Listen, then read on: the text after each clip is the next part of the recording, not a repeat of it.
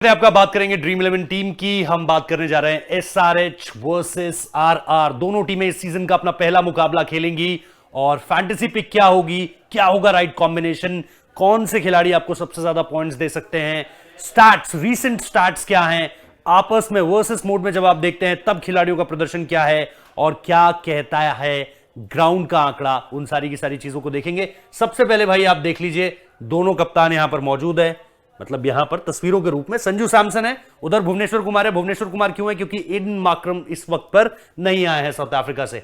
अब अगर आप देखेंगे, ये हमारे टॉपिक्स आज होने वाले कवर करने के, और इसको अगर हम कवर करने चले तो पिच रिपोर्ट है, हमारे पास प्लेइंग 11 है, हमारे पास पेसर्स वर्सेस स्पिनर्स के स्टार्ट्स होंगे, प्लेयर स्टार्ट्स होंगे, और लास्ट में बात करेंगे ड्रीम 11 टीम की। मैंने जो टीम बनाई है अपनी ड्रीम 11 ऐप पे, उसके बारे में भी बात करेंगे। तो एक एक करके बात करना शुरू करते हैं। सबसे पहले पिच रिपोर्ट की चर्चा करते हैं। पिच रिपोर्ट में अगर आप देखेंगे T20 इंटरनेशनल्स और उसके अलावा आईपीएल, अगर आप एवरेज स्कोर की बात करते हैं, और यहां पर आपको बहुत अच्छे तरीके से भी हम समझाएंगे कि किस तरीके से, अगर आप देखेंगे कि average score 196, highest score West Indies का 207 फॉर 5 और लोएस्ट स्कोर ऑस्ट्रेलिया का है 186 पर 7, यानी रन्स खूब सारे यहां पर बनते हैं। अब अगर आप आईपीएल पे आएंगे, थोड़ा सा कम जाता है एवरेज स्कोर, अगर आप देखेंगे इंटरनेशनल्स की तुलना में काफी कम दिख रहा है। 158 हाईएस्ट स्कोर है, 231 for 2 by Sunrisers Hyderabad, and lowest score DC 80 for all out.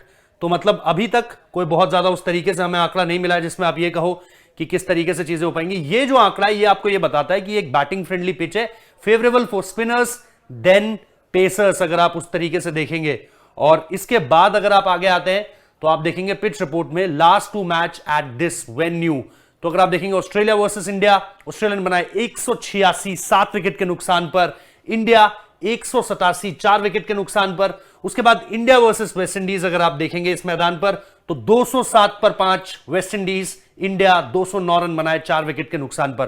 Total wickets 11। ये वाला कॉलम इंपॉर्टेंट इसलिए हो जाता है क्योंकि पेसर्स ने लिए 5 विकेट, 6 विकेट लिए स्पिनर्स ने। यहां पर देखेंगे अगर आप पेसर्स के 3 विकेट, स्पिनर्स के 6 विकेट, तो क्या बता रहा है, थोड़ा सा आइडिया हमें इस चीज को लेकर के दे रहा है कि यहां पर जो स्पिनर्स होंगे वो ज्यादा इवेंटफुल होंगे, आपको स्पिनर्स ज्यादा मुनाफा कमाकर दे सकते हैं। अब अगर हम इस पर आगे चले और बोथ इनिंग्स में देखें तो स्पिनर्स आपको 12/8 उस तरीके से, अगर आप देखेंगे 6-6 और 5 और 3 8, तो मतलब दोनों इनिंग्स की तुलना में जैसे मैंने बताया कि स्पिनर्स यहां पर आपके लिए ज्यादा इंपॉर्टेंट होने वाले हैं। अब आ जाइए जी, जो सबसे अलग, सबसे महत्वपूर्ण जो एक कॉलम है जिसमें हम बात करेंगे कि सनराइजर्स हैदराबाद की जो प्लेइंग 11 है, वहां पर एक एक करके आराम से बात कर लेते हैं कि कौन सा खिलाड़ी किस तरीके से जो है वो चीजों पर आपको इफेक्टिव होता हुआ दिखेगा। भाई मयंक अग्रवाल की अगर आप बात करोगे, और जब आप मयंक अग्रवाल की बात करते हो तो आपको याद आता है पंजाब किंग्स के साथ उन्होंने, जो इससे पिछला सीजन था उसमें बहुत ज्यादा परफॉर्मेंस अच्छी नहीं आई, लेकिन एक वक्त पे उनकी और केएल राहुल की साझेदारियों की बात होती थी। दोनों बचपन के दोस्त भी हैं, लेकिन अब खैर वो दोस्ती बहुत अलग उस तरीके से जा चुकी है आईपीएल के लिहाज से। लेकिन मयंक अग्रवाल आपके लिए वो खिलाड़ी हो सकता है जो आपके लिए गेम चेंजर साबित होगा यहां पर।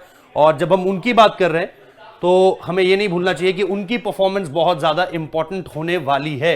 और अगर आप उन्हीं के साथ देखेंगे अभिषेक शर्मा, जो आपके लिए एक इंपॉर्टेंट पिक होंगे इस पूरे के पूरे मुकाबले में, खासतौर पर पिछली बार भी उनका परफॉर्मेंस जिस तरीके से रहा था। राहुल त्रिपाठी और उनकी परफॉर्मेंस बहुत जबरदस्त रही है।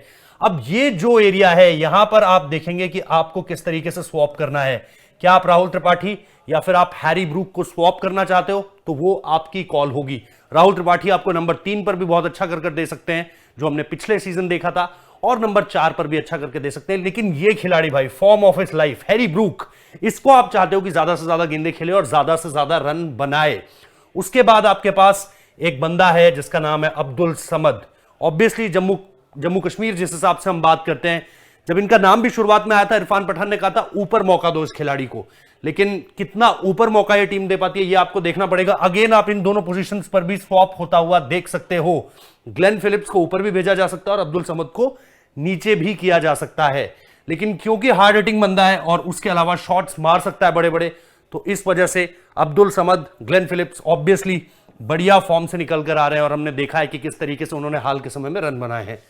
वॉशिंगटन सुंदर इस समय पे आप बैट से देख लीजिए, बॉल से देख लीजिए, अच्छा कंट्रीब्यूट कर आपको दे सकते हैं। फिर भुवनेश्वर कुमार ऑफ लेट बहुत अच्छा परफॉर्मेंस नहीं रहा, इंडिया के कॉन्ट्रैक्ट सिस्टम से भी बाहर हो चुके हैं पूरे तरीके से। और यहां पर उन्हें देखना होगा कि डेथ ओवर्स में खासतौर पर, क्योंकि क्रिटिसिज्म उनका बहुत ज्यादा हुआ था, सेमीफाइनल बहुत खराब गया जहां पर जॉस बटलर ने रन लगाए थे उनके अगेंस्ट, और यहां पर एक बार फिर जॉस बटलर सामने होंगे। उमरान मलिक है इस खिलाड़ी पर सबसे ज्यादा नजरें रहने वाली हैं। ऑब्वियसली पेस है, स्पीड की हम बहुत ज्यादा बात करते हैं, डेथ ओवर्स में अभी तक नहीं टेस्टेड है, शुरुआती ओवर्स में अभी तक उतने ज्यादा टेस्टेड नहीं है, लेकिन मिडिल ओवर्स में बहुत अच्छा काम कर दिया है। आपको फाइफर भी याद होगा, उनका जो पिछले सीजन गुजरात के अगेंस्ट आया था, हार्दिक पांड्या को बाइसेप्स में बॉल मारा था, उस तरीके की चीजें भी आपको याद होंगी। अब अगर इसमें आप देखो कि किस तरीके से एक नाम और आपको मिलता है, और ये नाम जो आपका होगा वो in terms of Akeal Hosein होगा। और जब आप अकील हुसैन की बात करते हैं तो उनकी परफॉर्मेंस भी बहुत ज्यादा, आप ये नहीं कहोगे कि यार उनकी कौन सी परफॉर्मेंस आपको याद आती है या उनकी कौन सी परफॉर्मेंस है जो बहुत ज्यादा इफेक्टिव हो सकती है। लास्ट में ये दोनों होंगे जो आपके लिए एक टिकड़ी को संभालेंगे। अब आप इसमें देखेंगे तो एक आपके हैरी ब्रूक हो गए जो फॉरेन प्लेयर हो गए, एक आपके ग्लेन फिलिप्स हो गए, फिर आपके अकील हुसैन हो गए, और उसके अलावा आपके आदिल रशीद हो गए। इसके अलावा आपके पास एक अच्छा इंडियन पैक सिस्टम है यहां पर जो आपको इस मैच में अच्छा करके दे सकता है। अब आगे बढ़ते हैं और देखते हैं कि किस तरीके से जो राजस्थान की टीम है वो यहां पर किस तरीके से प्ले करेगी। अगर आप राजस्थान रॉयल्स को देखेंगे तो ये रही राजस्थान रॉयल्स की team. Again mark system on कर लेते हैं ताकि आपको एक एक चीज बता सकूं। जॉस बटलर ऑब्वियसली बहुत इंपॉर्टेंट होंगे, ऑरेंज कैप मतलब आपको याद होगा इस बंदे के पास थी, जॉस बटलर के पास, और इस तरीके से इन्होंने स्टार्ट किया था। बीच में हल्की सी चीजें अनइफेक्टिव रही, लेकिन उसके बाद जिस तरीके से दोबारा आए और जिस तरीके से इन्होंने, आपको गुजरात के अगेंस्ट इनकी पारी याद होगी, थोड़ा सा स्लो स्टार्ट किया था उस पारी में, लेकिन बाद में चीजों को बढ़िया कर दिया था। लेकिन उसके बाद भी हमने देखा कि चीजें जो है वो इन फेवर ऑफ राजस्थान नहीं जा सकी, फाइनल तक गए थे लेकिन ट्रॉफी नहीं जीत पाए। तो भाई 14 साल हो चुके हैं, अब तो 14 साल में तो राम जी का वनवास भी खत्म हो गया था, तो गुजरात को भी जो है वो जीत मिल जानी चाहिए, ऐसा गुजरात वाले जरूर, सॉरी राजस्थान को मिल जानी चाहिए, ऐसा राजस्थान वाले सोच रहे होंगे। यशस्वी जायसवाल का ऑफ लेट परफॉर्मेंस बहुत अच्छा है, ईरानी ट्रॉफी अगर आपने देखी हो तो वहां पर भी इस खिलाड़ी के रन है। इसके अलावा डोमेस्टिक क्रिकेट में रन हमेशा से रहते हैं, लेकिन अभी तक उस तरह की परफॉर्मेंस जो इनको लेकर के बात होती है अंडर 19 क्रिकेटिंग डेज से, उससे पहले से भी, क्योंकि बहुत हम्बल एक तरीके से स्टार्ट रहा है। आपने देखा भी होगा कि किस तरीके से गोलगप्पे बेचते हुए उनका एक शॉट जो स्टार स्पोर्ट्स ने भी चलाया था, तो बहुत एक हम्बल बैकग्राउंड से आते हैं, लेकिन जहां तक पहुंच गए हैं अब बहुत जरूरी है कि उसे रेप्लिकेट करें बड़ी परफॉर्मेंसेस में। संजू सैमसन के लिए यह ब्रेक थ्रू सीजन होना बहुत ज्यादा जरूरी है, इंडियन टीम को लेकर के भी कॉन्ट्रैक्ट सिस्टम में भी है। देवदत्त पट्टिकल ऑब्वियसली ये एक ऐसी पोजीशन है जहां पर आप बोलोगे कि यार इस खिलाड़ी को आप थोड़ा सा नीचे खिला रहे हो, इस खिलाड़ी को वो पूरा मौका नहीं आ पा रहा है इस खिलाड़ी के लिए कि वो पूरी तरीके से परफॉर्म कर आपको दे सके। ये एक परेशानी का सबब हो सकता है या ये बहुत क्रूशियल पोजीशन हो सकती है इस बार भी राजस्थान रॉयल्स के लिए, जैसा हमने पिछली बार भी कहा था। फिर आपके पास सिमरन हेटमायर हैं, ऑब्वियसली अच्छे बड़े रन लगा सकते हैं। रियान पराग के पास एक बार फिर से होगी फिनिश करने की जिम्मेदारी, वो कर पाते हैं या नहीं ये देखना होगा, क्योंकि इस बार डोमेस्टिक क्रिकेट में रन उनके पास भी थे।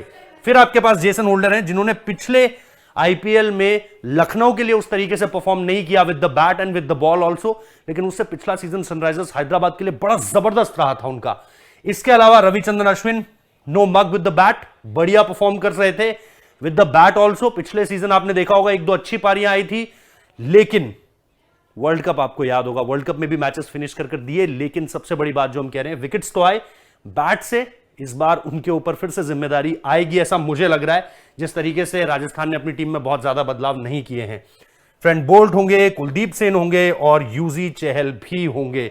UG Chahal purple cap winner, orange cap winner और पर्पल कैप विनर इसी टीम के पास है, तो आप ऑब्वियसली मान के चल रहे हैं कि भाई ये दोनों तो आपके लिए कमाल कर देंगे ही, और ये दोनों आपके आगे चलकर ड्रीम 11 पिक का भी हिस्सा होंगे।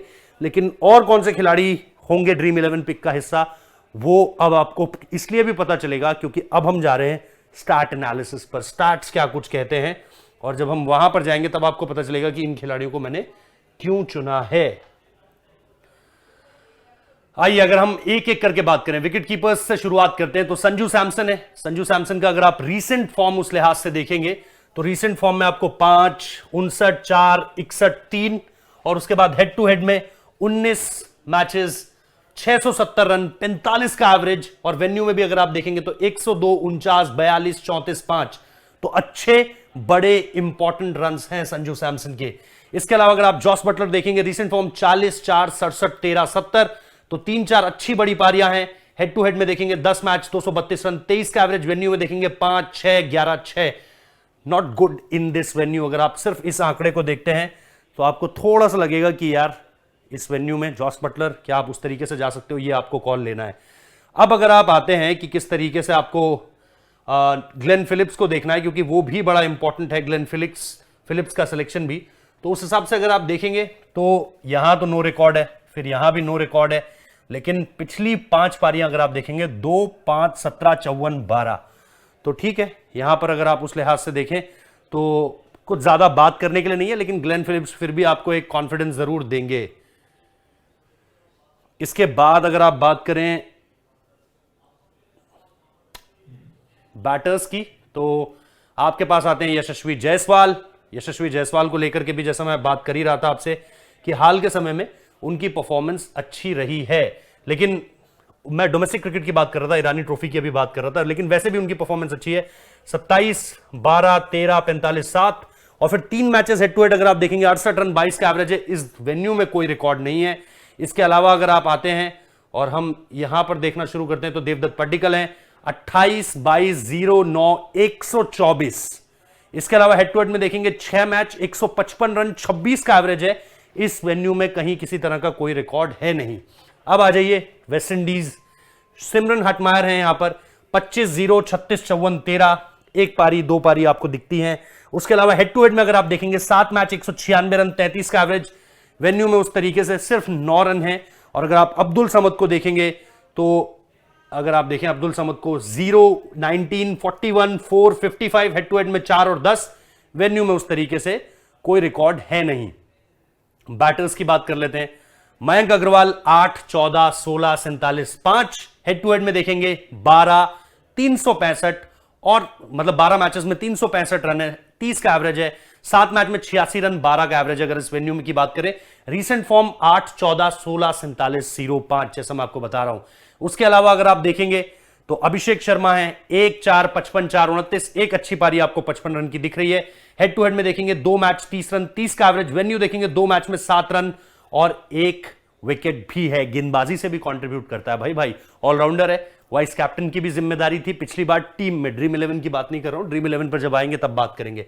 Harry Brook recent form 20, 4, 7, 18, 7, head to head में कोई रिकॉर्ड नहीं, वेन्यू कोई रिकॉर्ड नहीं। उसके अलावा अगर आप आएंगे, लेकिन करंट फॉर्म भाई इसको हर कोई देखना चाहता है, इस खिलाड़ी को, तो नजरें इन पर जरूर रहने वाली है। फिर Rahul Tripathi 44, 13, 0, 35, 5, head to head में देखेंगे 4 मैच 96 रन 24 का एवरेज। वेन्यू में 3 मैच 21 रन 7 का एवरेज है। Not that impressive by Rahul Tripathi, लेकिन आपको पिछले सीजन की फॉर्म याद होगी इस खिलाड़ी की। इंडिया के लिए भी आ चुके हैं, खेलना शुरू कर चुके हैं। वो इंटेंशन जो इनमें है वो जबरदस्त है। अब इसके बाद ऑलराउंडर्स पर आ जाते हैं। ऑलराउंडर्स की जहां तक बात है, जेसन होल्डर के आंकड़े हमारे पास सबसे ऊपर हैं और जेसन होल्डर का जिक्र कर लेते हैं। रीसेंट फॉर्म 13 रन 1 विकेट लिया है, 28 रन कोई विकेट नहीं, 7 रन कोई विकेट नहीं, 10 रन कोई विकेट नहीं, 17 रन है ही नहीं ओवर्स। तो सिर्फ आपको 1 विकेट दिखाई देगा, उसके अलावा और कुछ नहीं with the ball. Head to head 6 match 7 wicket, उस तरीके से आप देख रहे हैं। उसके बाद 3 मैच में 17 रन 8 का एवरेज, ठीक है। वेन्यू 0 विकेट, तो मतलब उस हिसाब से बहुत ज्यादा इंप्रेसिव नहीं लग रहे हैं। अब आप रियान पराग को देखिए। रियान पराग की परफॉर्मेंस जब आप देखते हैं तो आप ऑब्वियसली कहेंगे कि रीसेंट फॉर्म में 75 रन हैं, कोई विकेट नहीं, 2 रन हैं 2 wicket, 49 run 1 wicket, 52 run 1 wicket, 28 run 1 wicket. तो भाई मतलब विकेट के कॉलम में आपको अलग अलग जगह चीजें दिख रही हैं। विकेट ही विकेट, यहां पर भी विकेट है, यहां पर भी विकेट है। उसके अलावा भी अगर आप देखोगे विकेट यहां पर है, विकेट है, विकेट है। हेड टू हेड में 5 मैच 49 रन 30 का एवरेज, सॉरी 49 रन बोल रहा हूं, 5 मैचेस 89 रन जो उन्होंने बनाए हैं और 30 का एवरेज है। इस वेन्यू पर कोई रिकॉर्ड नहीं है। अब आते हैं रविचंद्रन अश्विन पर। 0, 0, ठीक है, 1 भी है, 3 विकेट भी है, 2 विकेट भी है। Not bad, not that good also. लेकिन अगर आप हेड टू हेड में देखेंगे 17 मैच 10 विकेट, 4 मैच में 40 रन 10 का एवरेज। वेन्यू में 2, 1, 1, 1, मतलब ओवरऑल अगर आप कहेंगे तो ठीक ठीक परफॉर्मेंस है उस हिसाब से अगर आप देखेंगे। वॉशिंगटन सुंदर भाई 10 run 1 wicket, 50 run 2 wicket, 0 run 1 wicket, 27 run 1 wicket, 22 run 1 wicket. तो विकेट्स के कॉलम में तो आपको दिख रही है संख्या हर जगह पर ही ऑलमोस्ट। रन यहां पर नहीं है। हेड टू हेड में 2 मैच 75 रन 37 का एवरेज, और उसके अलावा अगर आप देखेंगे 5 मैच 1 विकेट, ये थोड़ा सा कंसर्न वाला आंकड़ा है, लेकिन ये अच्छे हैं 75 रन 2 मैच में। वेन्यू में 2 मैच कोई विकेट है नहीं उस लिहाज से, तो यहां पर ये चीज थोड़ा सा और इफेक्ट डालती है अगर आप उस लिहाज से देखोगे। अब आते हैं जी प्लेयर स्टैट्स बोलर्स पर। फ्रेंड बोल्ट को अगर आप देखें, फ्रेंड बोल्ट का रीसेंट फॉर्म अगर आप देखें, 1 wicket 2 wicket 1 wicket 0 wicket 1 wicket. Head to head में 9 मैच में 11 विकेट है, और वेन्यू है उसमें है 0 विकेट और 1 विकेट, तो बहुत ज्यादा इफेक्टिव नहीं कहोगे। Yuzi Chahal recent form 1 wicket 2 wicket 1 wicket 0 wicket 0 wicket. Head to head में 17 मैच 20 विकेट, वेन्यू में 1 wicket 1 wicket 1 wicket 0 wicket 0 wicket. तो बहुत ज्यादा उस हिसाब से आंकड़े ये नहीं बताएंगे आपको कि भाई बहुत अच्छा किया है, लेकिन फिर भी वो वहां पर है कि भाई इस बार प्रूव करना है, एक बार फिर से पर्पल कैप जीतनी है। पिछली बार भी जीते थे, हैट्रिक भी ली थी, देखते हैं इस बार परफॉर्मेंस किस तरीके से होने वाला है। कुलदीप सेन का बढ़िया, मतलब एक लगा था कि हाँ यार टीम इंडिया तक सिलेक्शन पहुंच गया था। 1 विकेट 1 विकेट 0 0 0, तो मतलब सिर्फ 2 विकेट उस लिहाज से आपको याद आते हैं। हेड टू हेड में नो रिकॉर्ड, वेन्यू में नो रिकॉर्ड, तो कुलदीप सेन को लेकर के भी इस बार प्रॉमिस काफी ज्यादा है। वो और उमरान मलिक जब I think rest of India के लिए इस बार बॉलिंग कर रहे थे तो बहुत बढ़िया लग रहे थे दोनों पेसर्स, पर देखना होगा कि आईपीएल में किस तरीके से करते हैं, क्योंकि यहां पर सिर्फ पेस मैटर नहीं करता है, आपकी लाइन और लेंथ क्या होगी उस पर भी बहुत सारी चीजें डिपेंड करती हैं। अब इधर आ जाए भुवनेश्वर कुमार के, अगर आप आंकड़े देखोगे तो रीसेंट फॉर्म में 0 1 0 1 0 खराब आंकड़े रहे। हाल के समय में भी फॉर्म बहुत ज्यादा अच्छा नहीं रहा है।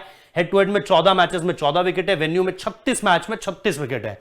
विकेट्स हैं, लेकिन देखना है कि करंट फॉर्म किस तरीके से बात कर रही है उनके लिए, क्योंकि वो एक इंपॉर्टेंट फैक्टर होने वाला है। उमरान मलिक के 2 wicket 0 wicket 2 wicket 3 wicket 2 wicket. Head to head में 1 मैच और 2 विकेट है, वेन्यू में कोई रिकॉर्ड नहीं है।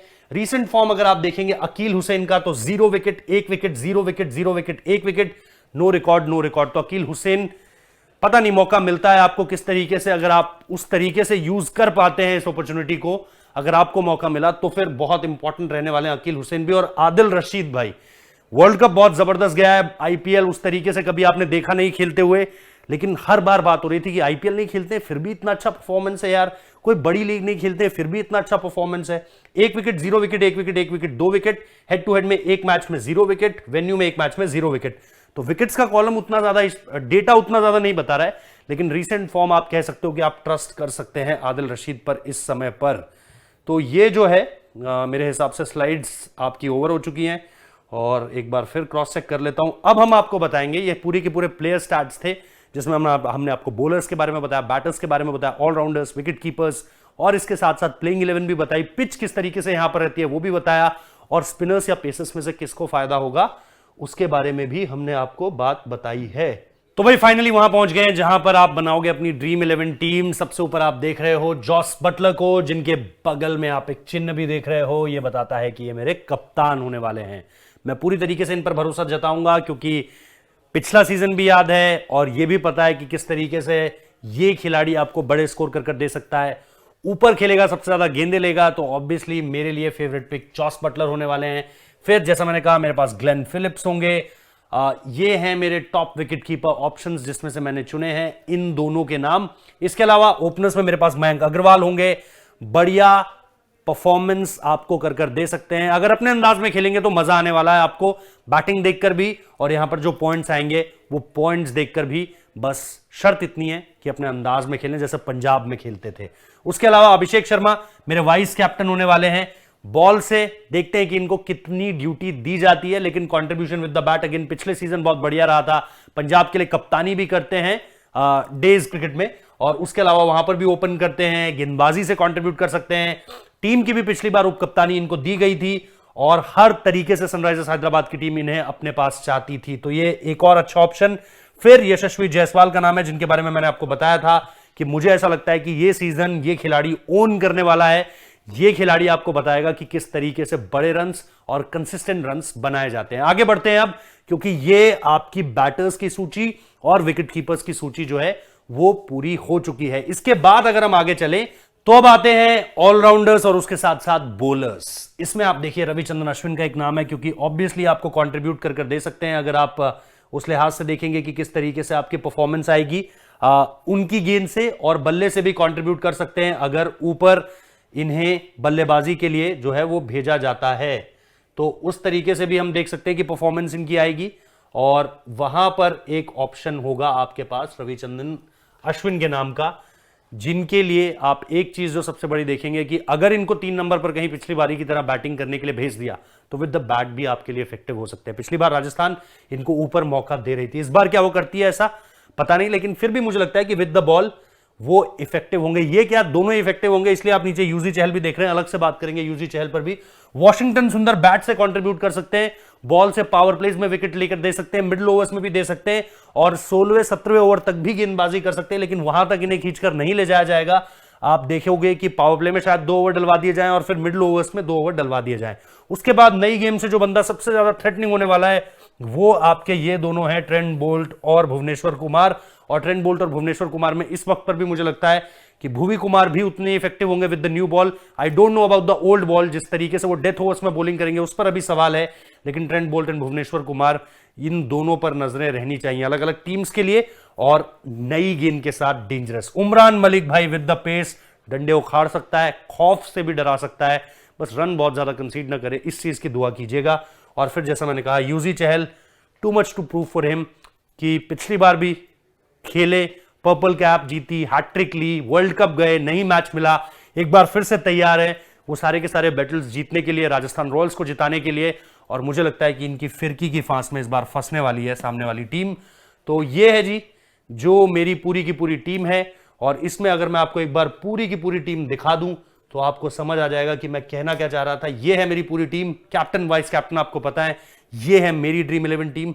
अब आप बताइएगा कि किस तरीके से आपको ये टीम लग रही है, और अगर आपकी भी टीम यही है, आप भी इसी टीम को खिलाना चाहते हैं तो बिल्कुल आगे बढ़िए। कुछ और ऑप्शंस आपके जहन में भी हैं तो बिल्कुल पूरा का पूरा एनालिसिस आपके सामने रखा है, अब आपको सिर्फ टीम बनानी है और जीतना है। कमेंट बॉक्स में बताइएगा ये कितना हेल्पफुल रहा आपके लिए।